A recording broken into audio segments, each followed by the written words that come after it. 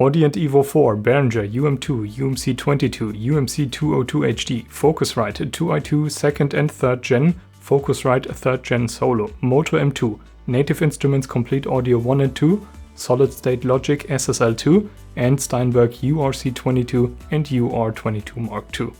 That's what we are going to compare today, so stay tuned for the ultimate headphone amp quality shootout. Hey, Julian Kraus here, and over the time I've gathered quite a few audio interfaces, and I thought it would be really interesting to compare their true headphone output performance and reveal all the details that the manufacturer's specs don't tell you. For that, I've made over 200 individual measurements of these 12 interfaces to make a direct comparison possible. You might have noticed that this video is around long, so I have provided timestamps in the description. In this video, I will first go over my measurements, then I'll show you how the interfaces compare to each other, and after that I will rank them according to the measurements I made. And I will also tell you how the measurements translate into the listening experience with these devices. If that's still not enough for you, you can stick around a little longer and I'll even show you some more detailed measurements and full graphs. So without further ado, let's jump right into it. Here are my findings, and I know what you want to say. Julian, thank you, this is so straightforward and easy to understand. Now I know how all these devices compare. Okay, jokes aside, let me explain this modern artwork, and you'll find that it easily lets you compare different quality aspects of the tested devices. The colors should be self-explanatory, though let's start with a small definition here. Dark green means that the measurement is pretty much perfect, and the interface gives you optimal performance in this regard. Light green means that the figure is not perfect, but it is still very good. Yellow means that for this measurement the device is not performing great, but it is not performing bad either, so it's pretty much an average performance. Light red indicates that for this particular measurement the device is performing below average, and depending on your specific setup you might start to notice some audible problems. And lastly, dark red tells you that this device is performing poorly in this particular measurement. And in practice, this will lead to audible problems. Okay, let me explain the measurements I made and why they are important for sound quality. First off, frequency response. If you have a device that plays back audio, you typically want the sound to faithfully reproduce the originally recorded audio. For that, it is important that every frequency in the audible spectrum of humans is reproduced equally well. And the frequency response measurement does exactly that. It measures the deviation from an optimal flat frequency response. So you want this number to be essentially as close to zero as possible. As you can see, in this regard, all the devices perform very well. The worst ones, if you could call it that, are the Behringer devices. But even they deviate less than a decibel from a truly flat frequency response. And in practice this is inaudible. So no problems here, and it is nice to see that for this very basic measurement all devices start out with a great performance. Next up is output impedance. I've made a whole video explaining why this is important and how this can affect your sound of the headphones, but to summarize, if your output impedance is too high, it will change the frequency response of your low impedance headphones. This is of course not something that you want, and to avoid it you would need to use headphones with a higher impedance, which is roughly 8 times the impedance of the output impedance of the amplifier. If the output impedance of the headphone amp is very high, this limits you to use only high impedance headphones with this interface. But as many commonly available headphones have a low impedance of around 32 ohms, it is important for the impedance of the amp to be sufficiently low as well. Interestingly, this is already something where there is quite a bit of difference between the tested devices. The Focusrite Scarlett 2i2 and Solo from the 3rd generation perform very well in this regard, and the Moto M2 delivers what is essentially a perfect performance with a near zero impedance. Many of these interfaces have an impedance of around 10 ohms, and this can already start to have an influence on the frequency response of low impedance headphones. For maximum transparency, you should use headphones with 80 ohms and above with these devices. The Audient Evo 4 is even a bit worse. With 22 ohms, you would ideally stick to headphones with an impedance of 150 ohm and above. and sadly both Steinberg interfaces have an impedance of around 91 ohm. In my opinion, this is unacceptable, as you would theoretically have to use headphones with 700 ohm and above to keep variations in the frequency response to a minimum. So with the UR22C or the UR22 Mark II, you either compromise the frequency response with low impedance headphones, or if you don't want that, you are severely limited in your headphone selection because you would have to use very high impedance headphones. Let's talk about how much power these interfaces can put out. Why is this important? Well, if the headphone amp in the interface cannot deliver enough power, you would max out the volume knob and the audio would still not be very loud.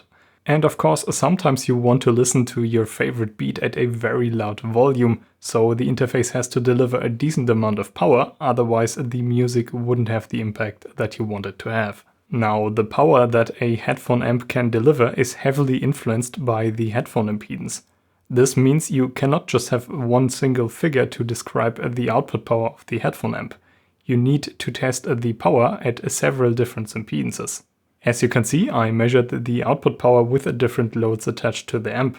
I used 16, 32, 150, 300 and 600 ohm to cover a wide range of headphone impedances. In regards to power, the results are a bit of a mixed bag, although you can see that there is a trend going on.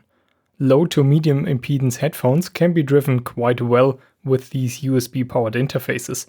The majority of interfaces deliver more than 20 milliwatts into 32 ohm headphones, and the rest still manages to stay above 10 milliwatts. This should be totally fine to power most of your 32 ohm headphones. Two exceptions are the UR22C and UR22 Mark II, with especially the Mark II delivering a very low amount of power into low impedance headphones. With higher impedance headphones, which need more voltage, all interfaces start to struggle a bit. Many of them don't deliver the power needed to listen to loud music, especially into 600 ohm headphones. The Focusrite 2i2 second generation, the Audient Evo 4, and Moto M2 being the exception here, as they still deliver a reasonable amount of power. They probably won't get very high impedance headphones crazy loud, but they should at least bring them up to a comfortable listening level. THD plus N stands for Total Harmonic Distortion plus Noise, and this is measured by letting the interface produce a single sine wave, usually 1 kHz, and then comparing the added distortion components and noise in the audible band to the amplitude of the sine wave. This is why THD plus N is stated as a ratio. You will oftentimes find that THD plus N is stated in percent, but dB in my opinion is way handier, and you can simply convert between the two if you like. What you want to see in the THD plus N measurement is that the noise and distortion components make up just a minuscule part of the sine wave. Generally speaking, you want the THD plus N to be lower than -80 decibels to not perceive any amounts of distortion or noise. Around -60 dB, you usually notice some added grit to the audio, and at -40 dB, you will start to plainly hear the distortion. I have measured THD plus N twice for each device, one time with a 32 ohm load and then with a 300 ohm load. The reason for that is that the headphone impedance can have a great effect on the added distortion, and to make representative measurements, I chose to make the THD plus N measurement separately for low and high impedance headphones. From my measurements, you can actually see how big of a difference the attached load makes for a headphone amp. With high impedance headphones, all interfaces perform very well, and interfaces like the SSL2, the Moto M2, the Audient Evo 4, the Focusrite 2i2 2nd Gen, and the Steinberg UR22C coming even close to -100 decibels, which is an excellent performance. With 32 ohm headphones connected, it is a different story though. We have three interfaces which deliver an unacceptable amount of distortion, namely the Solid-State Logic SSL2, the Focusrite Solo, and 2i2 3rd generation. When I listened to these interfaces with the low impedance headphones, I could plainly hear the distortion at louder listening levels.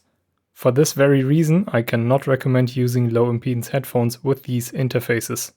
Many other interfaces only deliver an average performance with low impedance headphones, namely the NI Complete Audio 1 and 2, the Focusrite 2i2 second generation, and Behringer UM2 and UMC22. I would have liked to see a THD+N below -80, but to be honest, in most situations with these interfaces, there shouldn't be any audible distortion or noise. The Steinberg UR22C and UR22 Mark II, the Audient Evo 4 and Moto M2 take a lead here and only show minimal amounts of distortion even with low impedance headphones, which is exactly what you want to see. The noise measurements should be pretty much self-explanatory. The noise of an amplifier should be low enough so that when you don't play any audio or you're listening to quiet passages, you don't hear any noise at all. As you can see, I made two measurements, one with the volume knob on these interfaces set all the way to the minimum.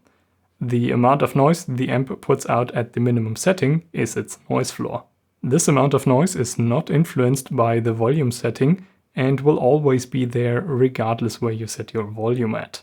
This is especially critical when listening with sensitive headphones as they accentuate this type of noise.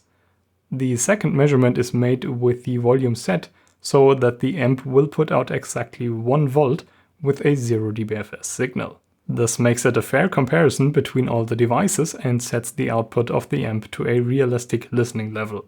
So this gives you a good indication of the amount of noise you can expect while listening to music at a normal volume. As you can see, with the volume turned down all the way, all interfaces fared fairly well. This means that there won't be any audible underlying hiss even with sensitive headphones. Though with very sensitive in-ears, you might start to hear the noise of the Focusrite 3rd generation Solo and 2i2. But with normal over-ear headphones, the noise of all these devices should be inaudible. With the volume knob set to a typical listening level, the noise unsurprisingly rises slightly across the board. The noise of the Behringer UM2 and UMC22 rises the most. While at a minimum gain they performed excellent, their noise performance at a normal listening level is just average. Still, as long as you don't use any super sensitive headphones, you should not perceive any noise with any of these interfaces, which is nice to see. Let's have a look at channel balance. When you're listening to music with your audio interface, you want your left and right channel to put out the exact same volume, otherwise you would hear one side of your headphones louder. So for the measurement, you ideally want to see a number that is as close to 0 as possible, as this means that both channels are perfectly balanced. Channel balance can vary quite a bit depending on the set volume level. That's why I measure the channel balance at multiple settings of the volume dial and then report the worst case figure. The two top performers here are the Moto M2 and the Audient Evo 4. And there is a good reason they outperform the other interfaces in this test. Both of these interfaces use digitally controlled gain. So there is no stereo potentiometer inside, which is the main cause of channel imbalance. The headphone amp still uses analog gain, but the amount of gain is controlled digitally, and this way the left and right channel always put out the exact same amplitude. All the other devices rely on a stereo potentiometer to set the volume, and because of small variations in manufacturing, the balance of the left and right channel might change slightly depending on where you have set your volume at. That said, all interfaces deliver an acceptable performance, and the majority of interfaces keep their channel balance below 1 decibel, which is inaudible in practice. Crosstalk is the amount of audio that leaks from one channel to another. One of the reasons for crosstalk is that components inside the audio interface are physically close to another. And the reason why crosstalk is bad is that it hurts the stereo image. The more you hear the audio that's only supposed to play on one channel, on the other channel as well, the less of a stereo separation you got. The higher the amount of crosstalk, the more your stereo audio will sound like it is in mono. So in order to obtain a wide stereo image, you would want the crosstalk to be as small as possible. As you can see, the majority of interfaces perform very well in this regard. With a crosstalk of lower than 60 decibels, these interfaces ensure that there's hardly any audio leaking between the channels. Though we do have 3 devices that stick out from the crowd a bit, and sadly not in a good way. The SSL2 only delivers an average crosstalk performance with around -55 dB, And the Focusrite 3rd generation interfaces perform quite a bit below average, with crosstalk figures higher than -40 decibels. Now, before I rank these devices, I want to say that with all the interfaces you can listen to music just fine, and many people won't even be able to tell a difference between them.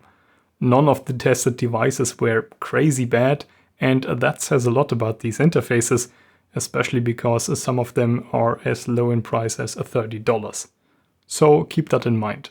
Still, some devices did perform better than others, and here is my ranking based on the measurements I made. The headphone output of the UR22 Mark II is a bit weird.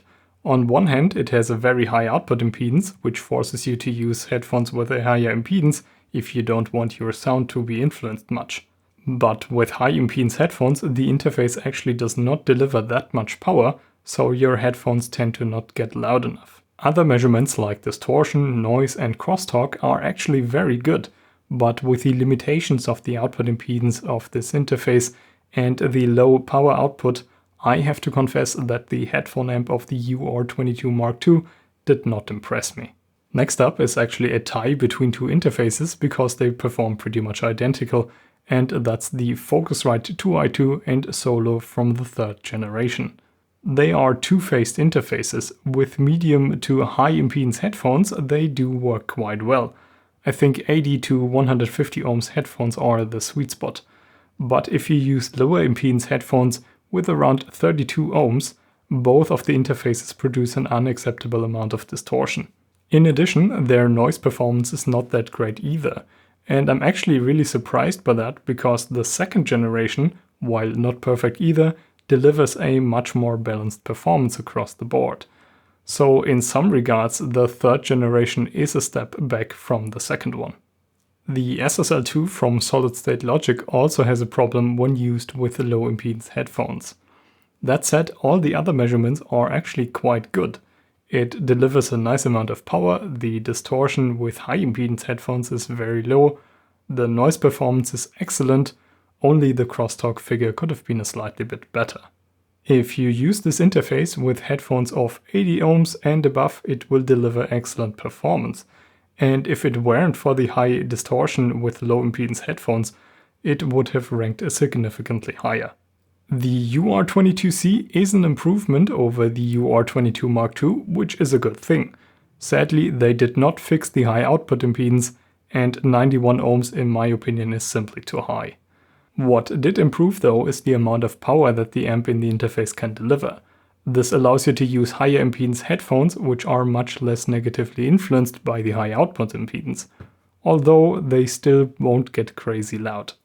I think it's a real pity that the output impedance is so high, because in all the other measurements the interface performs very well, and I have the feeling that the high output impedance is holding back the overall performance of the UR22C.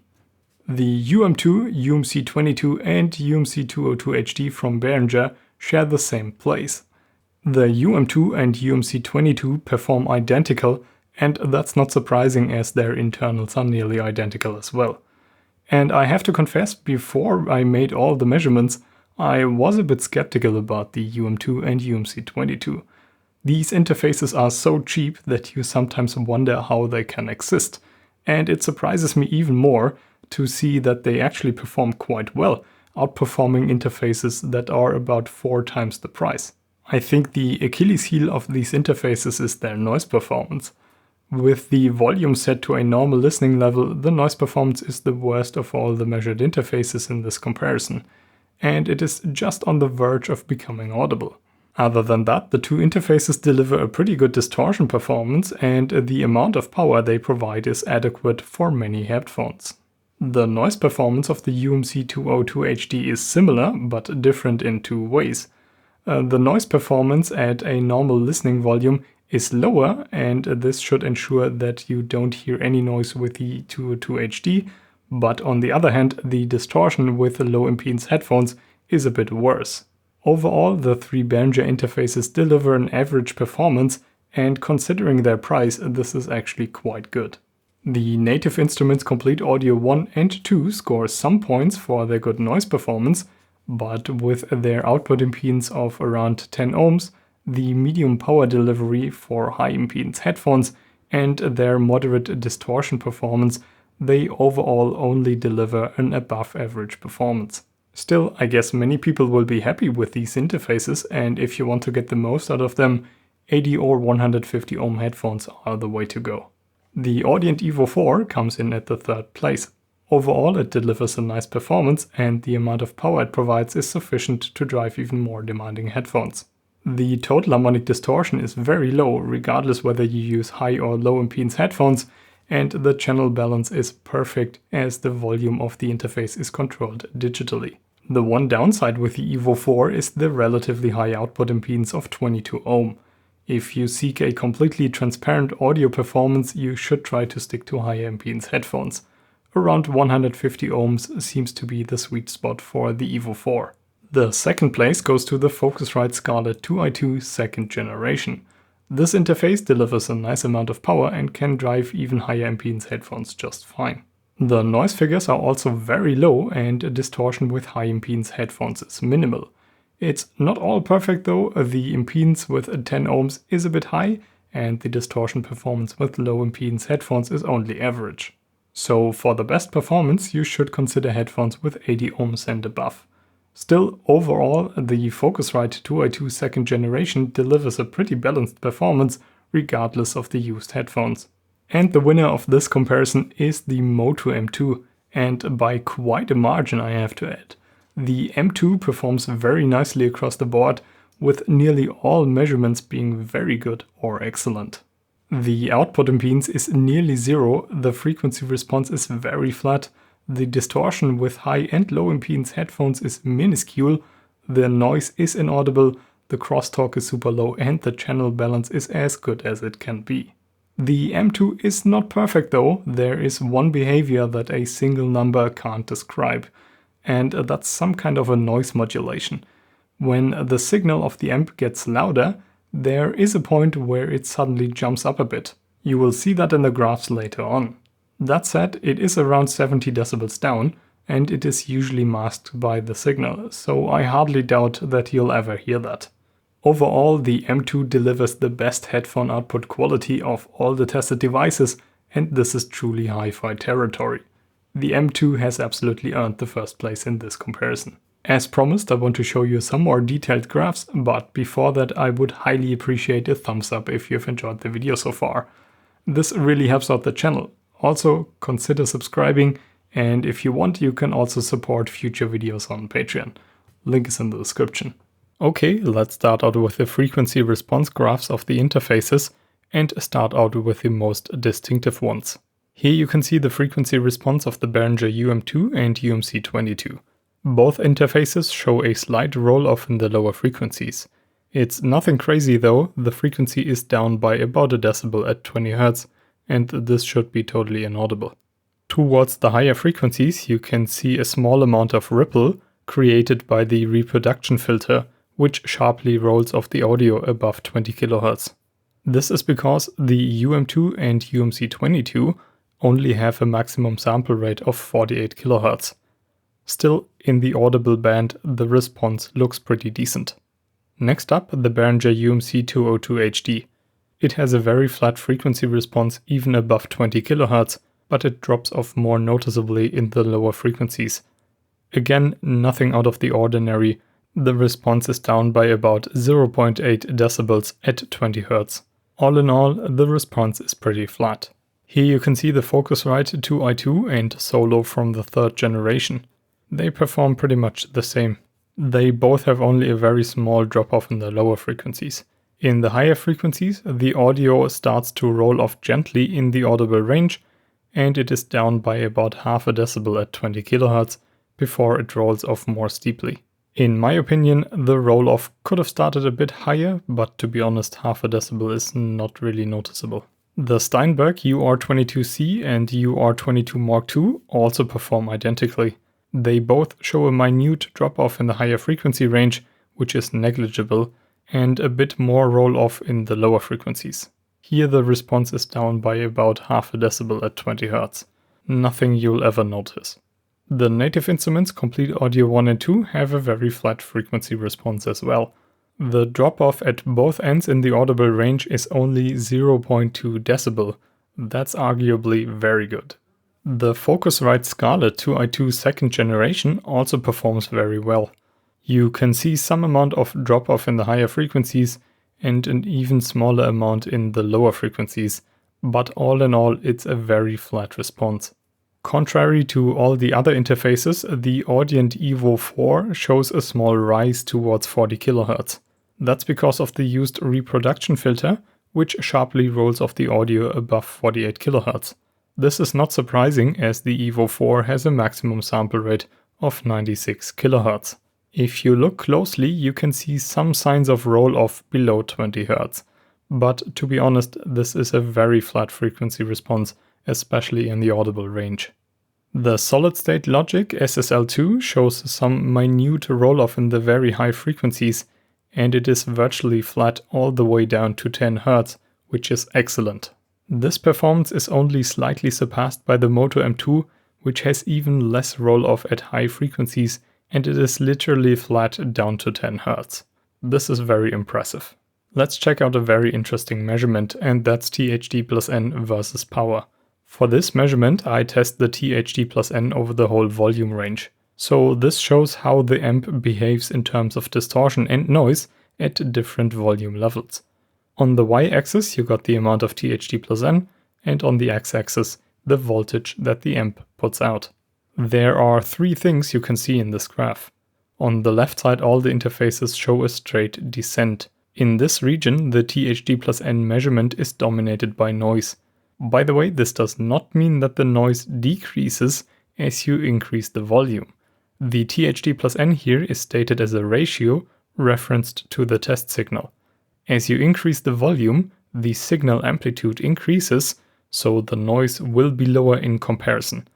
This means that the lower the trace on the graph, the lower the noise for the headphone amp.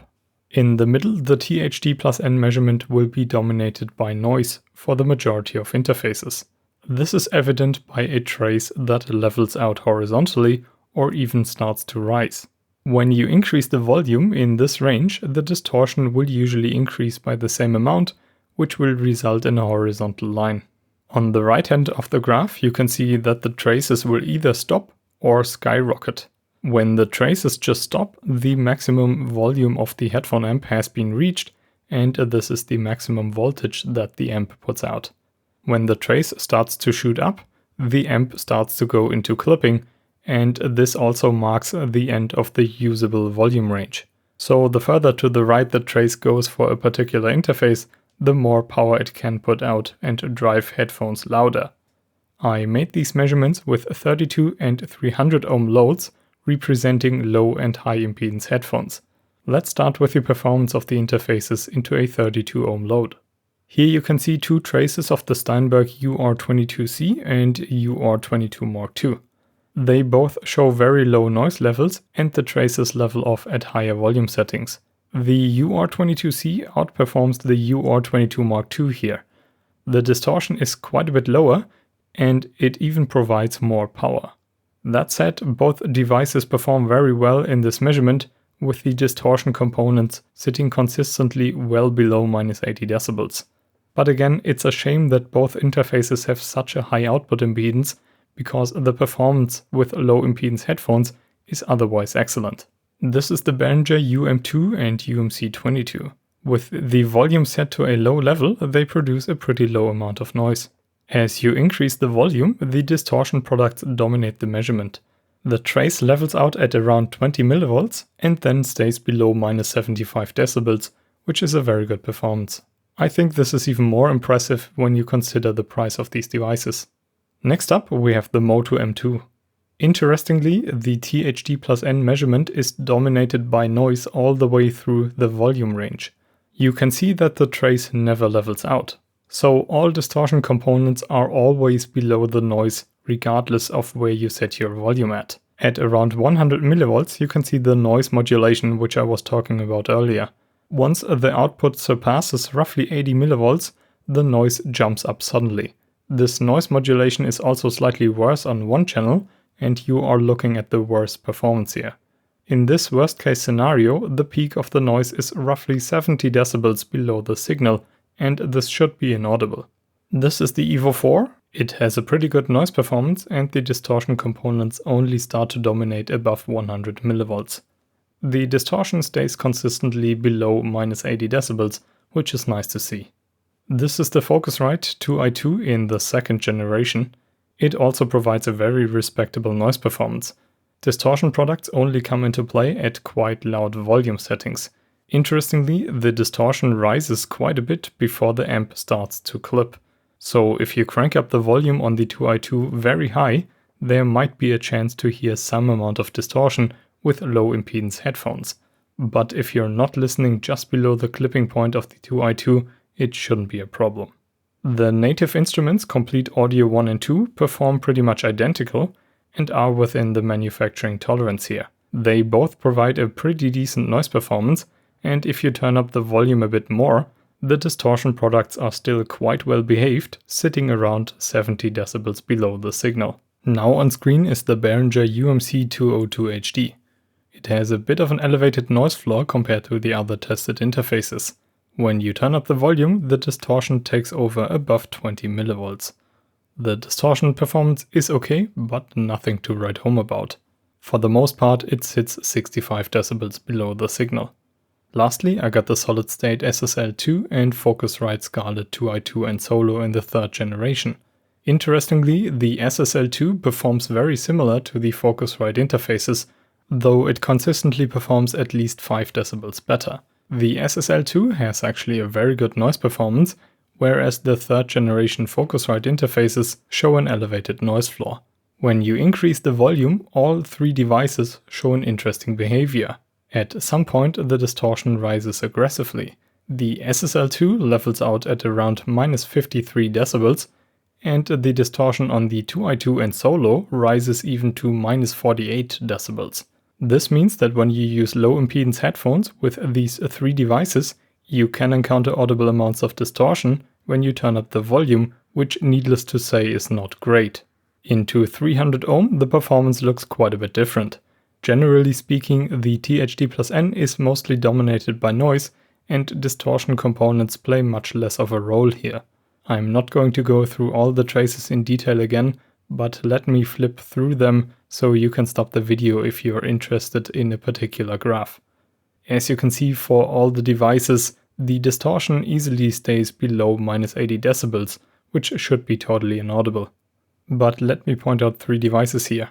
The Behringer UMC 202 HD shows an elevated noise floor compared to the other tested interfaces, but distortion-wise it performs pretty good. The Moto M2 still shows the same behavior as with a low impedance load. Around 100 mV there is a sudden jump in noise. And I want to highlight the performance of the Steinberg UR22C here, as it has an incredibly low amount of distortion and noise. One more interesting measurement is THD versus frequency. As the name implies, this measures the amount of distortion plus noise at a fixed voltage over the frequency range of a tested device. A standard THD+N measurement usually only tests the distortion at 1 kHz, but a device might perform better or worse at other frequencies. When you sweep the THD+N measurement, you get a much better feeling of how the device performs over the whole frequency range. One thing to note, all the traces start to taper off at around 6 kHz. This is because the THD+N measurement is bandwidth limited. When the stimulus frequency increases, there comes a point where the distortion products fall out of the measured range. So this drop-off in the higher frequencies has nothing to do with the tested device and is a limitation of the measurement method. Okay, let's start with a 32 ohm load. This is the trace of the Steinberg UR22C. It sits very low on the graph and it is very flat across the frequency range. This is pretty much what you want to see. The Steinberg UR22 Mark II performs similarly.